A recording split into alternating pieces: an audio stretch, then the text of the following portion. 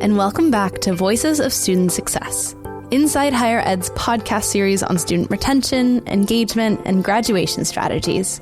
I'm your host, Ashley Marieter, Student Success Reporter for Inside Higher Ed. Thanks for joining us today. This series is a companion to our Student Success newsletter, a weekday publication that provides ideas and inspiration for higher education practitioners who work in or care about student success. This season is all about preparing you for the start of the academic year, packing your school bag, if you will, with different strategies and initiatives that can impact student success. Relationships are a cornerstone of a student's college experience, whether that's with faculty, staff, administrators, peers, or others in the campus community. Prior research shows that students who have at least one connection to campus are more likely to persist, retain, and complete a college degree, particularly for students from historically marginalized or less privileged backgrounds. But building high-quality, long-lasting relationships is something that can feel challenging or even unattainable for many students. In this episode, I spoke with Peter Felten and Emily Krechel, who are two members of Elon University's Mentoring Initiatives Design Team, to learn more about how relationships and mentorship relates to student success and what it means to build a relationship-rich university community. This episode of the Student Success Podcast is sponsored by KI. Supporting the development of world-class learning and campus environments has been and always will be at the core of KI. The KI team has built its reputation for excellence in education for over 70 years, working shoulder to shoulder with educational partners to develop a roadmap for a future of innovation. Learn more at ki.com/the key. Well, thank you both for joining me this morning. It's great to have you on. Just to get us started, can you introduce yourselves and your roles at Elon? Well, thanks for having us. Really excited to be here with you. I'm Emily Krechel. I use she, her pronouns, and I'm the Director of New Student Programs at Elon University. But I worked alongside my colleague and then about 30 plus people on our mentoring design team to look at how we can make mentoring one of the hallmarks of an Elon education. And hi, Ashley. Hi, everybody. I'm Peter Felten. I was one of the members of the mentoring design team with Emily. He, him pronouns. I'm a professor and executive director of the Center for Engaged Learning at Elon University. Great. Well, just to get us started, Peter, you've done a lot of work around relationships in higher ed. I wonder if you can just kind of paint a broad picture about the role of mentorship and these relationships in student success in general. Yeah. So Ashley, there's decades and decades and decades of research that says the quality of relationships students form with peers, with staff, and with faculty are really foundational for their learning, their well-being, their sense of belonging, their persistence, their success, sort of all the good stuff that happens with undergraduate education. And we've known that for decades and decades. What we're trying to do at Elon, and a lot of institutions are trying to do the same sort of thing, is create really relationship-rich environments where students can connect with lots of different people in lots of different ways in the classroom and outside the classroom so that they have the kind of connections and the kind of supports that are going to support them in thriving. Yeah, that's great. And Emily, I know you work with first-year students specifically. How does that mentorship and those relationships play into that first year and that transitional period specifically? Yeah. What we've noticed is that when students start to form relationships early, they've discovered they have a greater connection, not just to the institution, but to the environment that they're within. They feel a part of the community. I know sense of belonging has, different people have different feelings around their term sense of belonging, but really is that sense of connection that helps students feel like I can thrive here. And so the sooner that we can help students create connections, not just with their peers, but with all those staff and faculty and peer leaders or peer mentors, the quicker we can do that and help them establish a foundation of community, the quicker that students are going to feel adjusted and transitioned into the institution, which leads to higher retention rates, or at least students thinking, I can stick it out. Like, I'm going to keep trying. I'm going to keep going because I have one friend, or I've connected with this staff member. I feel connected to my faculty, my classrooms. So they're inspiring me to feel a sense of ownership of my experience, but also this connection to my community and then thus the institution and wanting to persist. Yeah, absolutely. It sounds like a really simple scenario, right? We just need students to meet people and like them and feel like they belong somewhere, but it's not. So what are some of those barriers and what are the things that hinder student relationship and connections? I think that's a great question. And it's something that I think every institution is trying to figure out of how do we reduce the barriers to those connections. But I think it's about creating pathways. And so when working in orientation, what can we do during orientation that helps inspire students to connect? And that is changing in how orientation professionals do that work. If you look at the different research on students today, they don't necessarily want to be programmed anymore. So like these formal get to know you programs, or you're telling me what to do, that's not necessarily the best move for an institution to help them build community. Rather, creating a kind of the box or, these informal experiences where students can be side by side engaging in an activity that they have thus chosen to do. And so we do in our orientation program, a lot of social programming in which here are multiple options. Choose what you would like to engage in, or choose to just hang out and play games or hang out and talk. What we want you to do is just come out of your room as opposed to just kind of being a recluse and staying indoors. Come out and at least engage and try to do multiple different types of activities. So things for those really extroverted people to do, to video games or esports opportunities or board games, things that are going to be in a loud environment and things that are going to be more in a personal, in a small group environment. So trying to cater to multiple different styles of engagement for our students and creating those spaces and places. That's one way that we've tried to do it, because I think those connection points have been lost in students' experiences over the last couple of years because of COVID and telling people to stay indoors, to not engage with other people. And so how do we kind of reestablish people's skill sets around how do I make friends? How do I go up to somebody new and introduce myself? And one other method that we do specifically in orientation is work with our orientation leaders to help them see themselves as those bridge builders and give them the kind of skill set to say, when you put on your orientation leader shirt, you are basically imbued with a superpower of connection, that people are expecting you to connect with them and go up and introducing yourself to them. They're like, oh, that's just what an OL does. And so it helps for them remove some of the barriers that maybe I'm shy. Maybe that's just not who I am. I hate networking. But then I put on this OL shirt and I enter in this peer leader role, and I now feel more empowered to engage students and then thus help them connect and build bridges with one another. And so kind of tackling it from multiple angles at the early stages in the student's journey.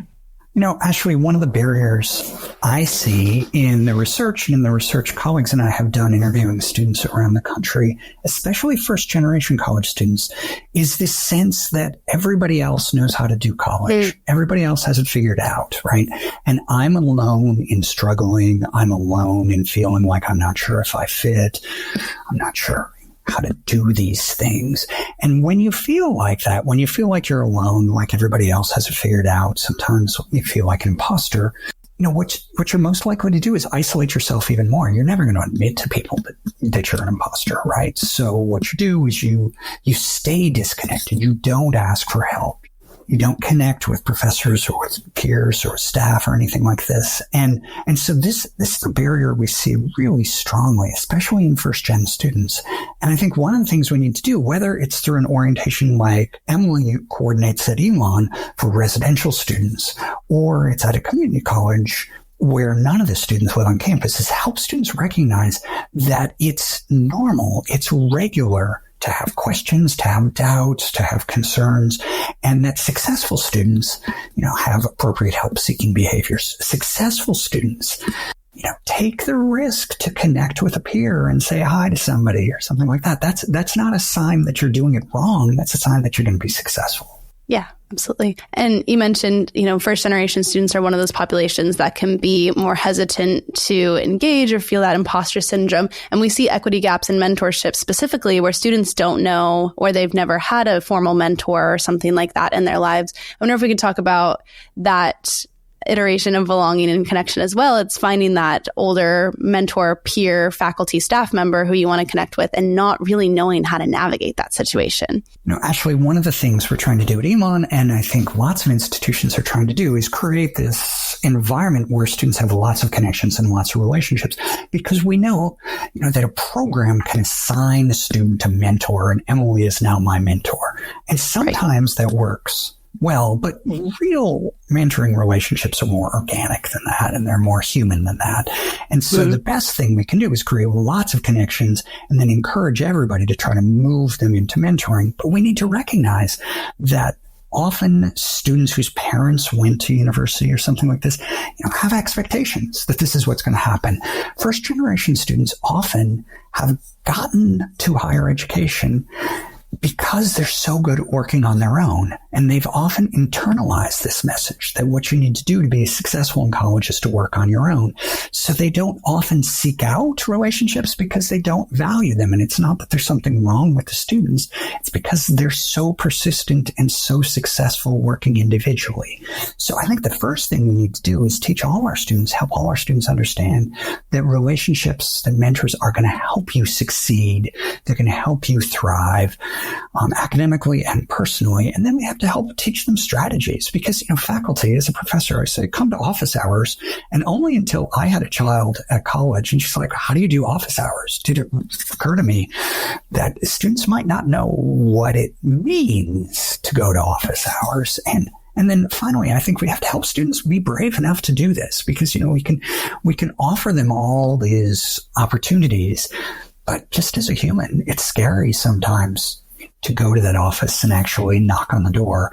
And so helping them, value relationships and mentors, understand some strategies, and then develop the courage to actually act. And I'll go a step further and talk a little bit more about the mentoring design team here at Elon. We created a framework entitled Mentoring in Meaningful Relationships, where we define 7 relationships that students, faculty, and staff can have or be one of those relationships. Like maybe I'm a teacher, I'm an advisor, I'm a supervisor. How do we help folks apply mentoring skills to all of those different relationships so mentoring is happening across meaningful relationships? We often think about mentor. A mentor is this one individual who is the penultimate goal of a relationship in which I'm going to feel like they are changing my life in some way, shape, or form. It's kind of this thing that I'm striving for. Whereas if we look at meaningful relationships across the board and helping folks establish some mentoring skill sets in which they can apply them, then everyone benefits across the board, and recognizing that different types of relationships, mentoring can exist in some way, shape, or form, and helping them folks see themselves as a potential mentor for not just students, but also staff and faculty on our campuses.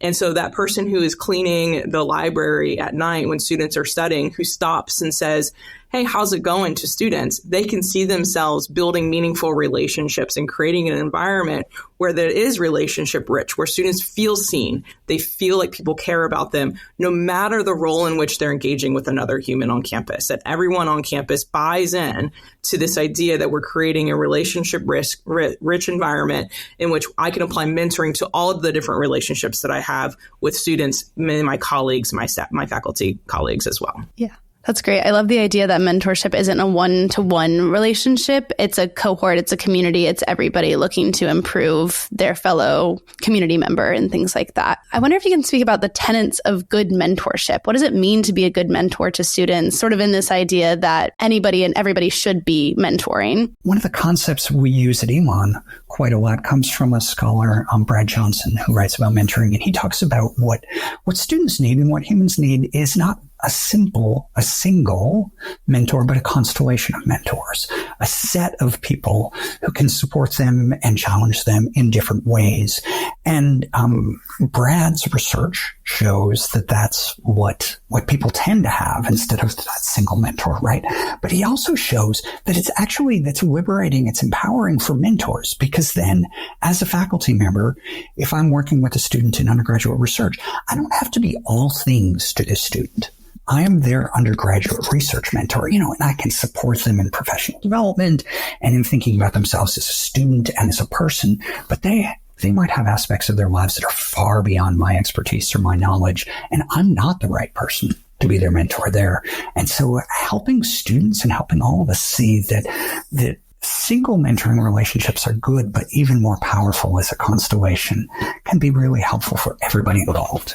We actually, to help folks work on the skills related to mentoring, we created 4 foundational competencies that can be utilized to create trainings, to create experiences for students and peer leaders, peer mentors, staff and faculty mentors, or just anybody who is interested in bolstering their mentoring skill set. We created these four foundational competencies. The first one being cultivating empowered relationships with others. So thinking about how am I actively listening? How do I build those skill sets? How am I working with folks to help them solve problems, help them reflect, clarifying the information they're sharing with me to make sure I fully understand, and helping them find the solutions in those relationships. So how am I cultivating empowered relationships? The second one is supporting growth and learning. So how do I help somebody set goals? How do I give feedback in an effective way? So developing some of those skill sets. The fourth one is developing a critical consciousness. So emotional intelligence, self-awareness, understanding my implicit biases, so I can engage more effectively in these relationships. And the last one is enhancing your own interpersonal skills. And so how do I make sure that I can be clear in my communication? How can I have intentionality within my interactions with people, the networking skill sets? How do I make sure that I have the ability to build trust in a relationship? So those interpersonal skills that are very personal to people.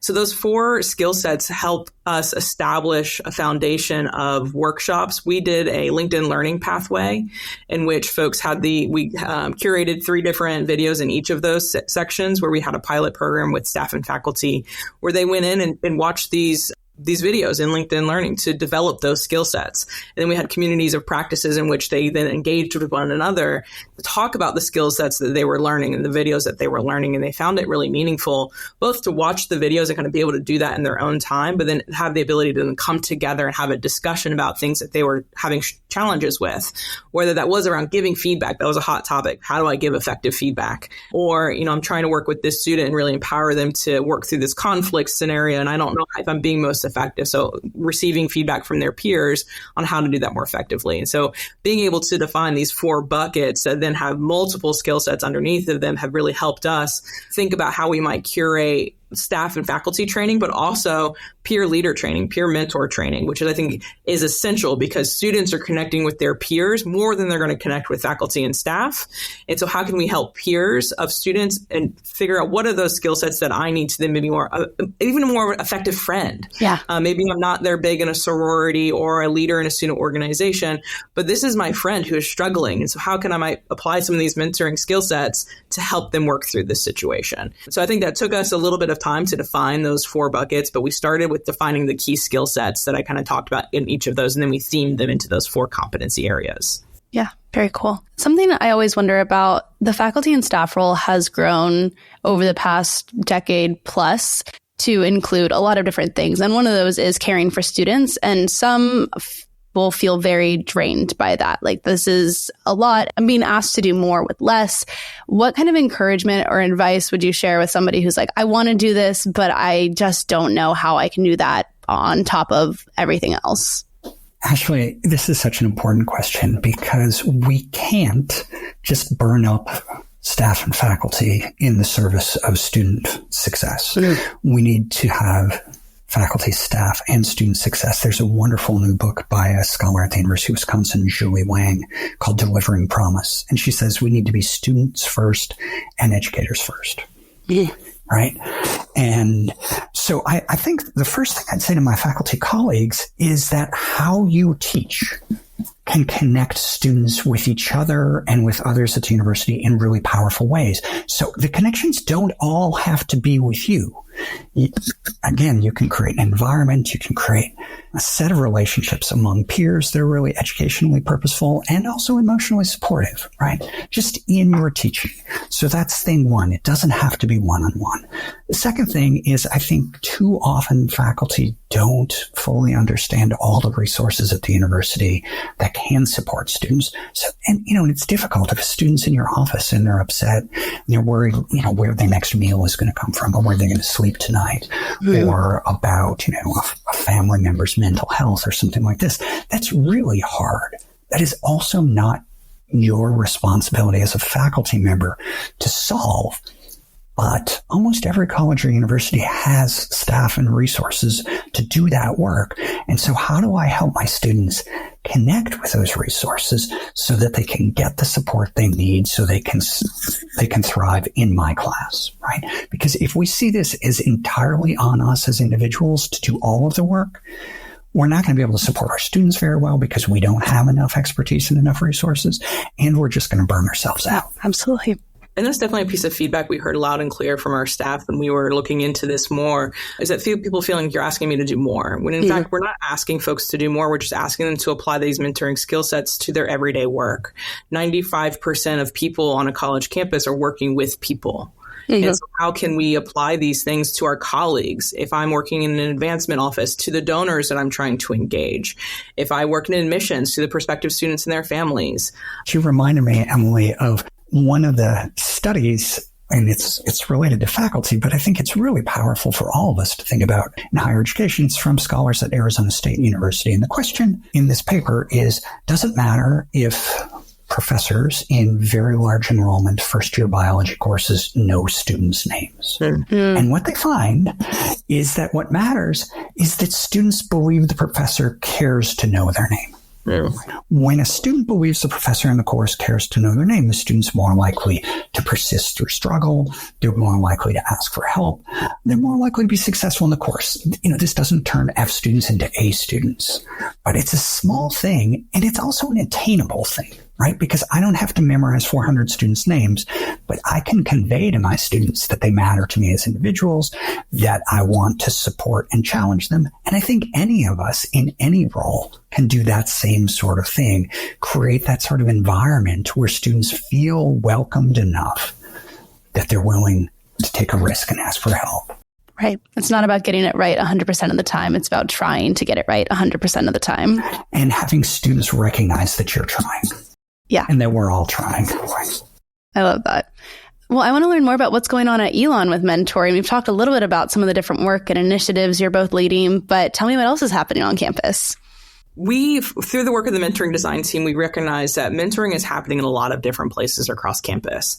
Whether it's this small peer-to-peer mentor program in a specific department, all the way through, research with a faculty mentor, it's happening everywhere. I think what we're now trying to do is harness that energy and create a shared language and shared understanding of what that means and how that can happen on our campus.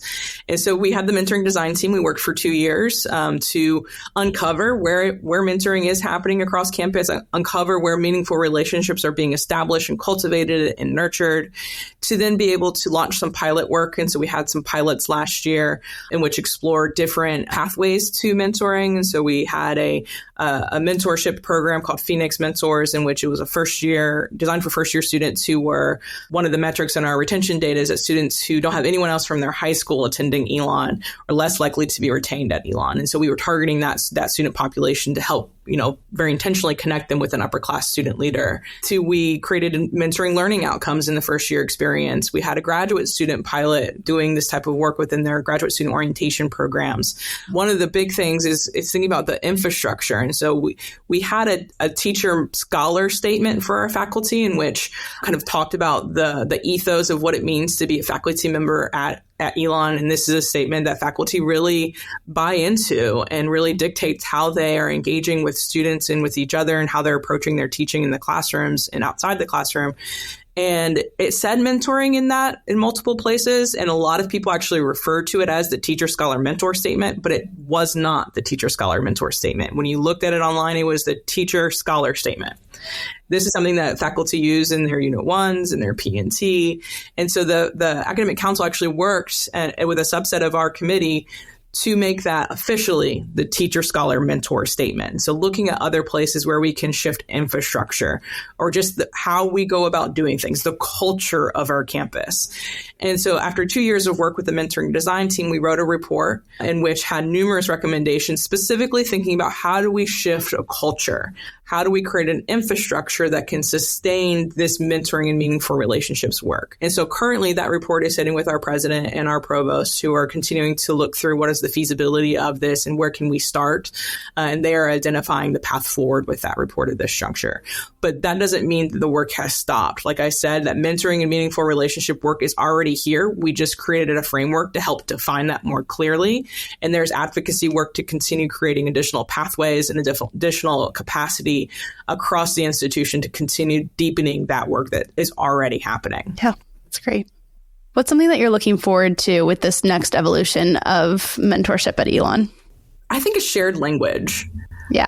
When I think mentoring, everyone has their kind of own definition of mentoring, and there is, in the scholarship definitions of what mentoring is. A small group of faculty and staff did the ACE study in which they defined mentoring, and different people don't see themselves within those definitions, though. And that's why we looked at a more broad framework that defined mentoring and meaningful relationships with 7 different relationships, where we can hopefully have folks see themselves more clearly in the work and how they fit into it. So we can have a culture across the institution where everyone feels like this is a part of my job. This is a part of what I do at Elon. This is just what Elon is. It's where everyone feels like they can cultivate and enhance an environment that is rich with collegiality, rich with relationships that are intentional and meaningful for both students and then the faculty and staff as well. Yes. And helping our students understand that they have agency in this, and they're absolutely essential in building those kinds of meaningful relationships with faculty, with staff, and with peers. Because I think sometimes students aren't sure, what to do, aren't quite confident how to do college. And so how do we help them see that they really have a huge role to play in making their own education really powerful and really connected like this, but also their peers. And actually, they can help me as a professor make this class better by engaging more deeply in all this. And they can help Emily make orientation better by contributing, whether they're an orientation leader or just a regular student, right? And so I think the more we all see that connections and relationships are at the heart of education, the easier it is for all of us to make those kinds of connections and to do our work and to be well as we're doing it. That's awesome. Oh, I'm so excited. And I feel like I could talk to you guys all day about this, but we don't have all that kind of time. So thank you so much for joining me and for sharing your insights. This has been great. Thanks for having us. Thanks, Emily.